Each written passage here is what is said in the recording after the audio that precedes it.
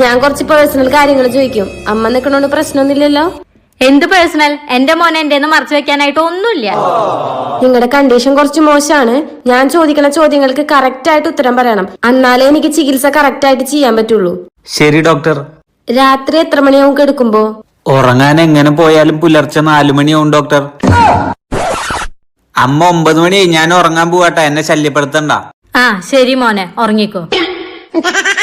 നിന്നെ ഡിസ്റ്റർബ് ചെയ്യണ്ട. നീ 9 മണിക്ക് കിടക്കൂല്ലേ? മര്യാദക്ക് നീ ഉറങ്ങട്ടെ വെച്ചിട്ട് TV വരെ രാത്രി ഞാൻ വെക്കാറില്ല. മൊത്തം നോണയാ ഡോക്ടർ പറഞ്ഞിട്ടുള്ള. ഓ ശരി ശരി. പുകവലിക്കുന്ന ശീലമുണ്ടോ? ഡെയിലി ഒരു പാക്കറ്റ് ഞാൻ വലിക്കാറുണ്ട്. ചേട്ടാ കുറച്ചങ്ങോട്ട് മാറിന്ന് വലിക്കോ? ഇത് വലിക്കുന്നവർക്ക് മാത്രല്ല, ശ്വസിക്കുന്നവർക്കും ഹാനികരാ. എന്തൊക്കെ നാടകാടാ നീ കാണിച്ചിരുന്നേ? നിനക്ക് പുക പറ്റില്ല അല്ലേ? നീ വലിക്കോ ഇനി? നീ വലിക്കോ? ഇല്ല. അമ്മ മതി മതി, മാറി നിക്ക്. അല്ലെങ്കിൽ പേഷ്യന്റിന് ഐസിയുല് കയറ്റാറായുണ്ട്. ഇനി നിങ്ങളും കൂടെ ഉപദ്രവിച്ച് വെന്റിലേറ്ററിലാക്കല്ലേ. ശരി, പുകവലി അല്ലാണ്ട് മദ്യപാനം വല്ലതുണ്ടോ?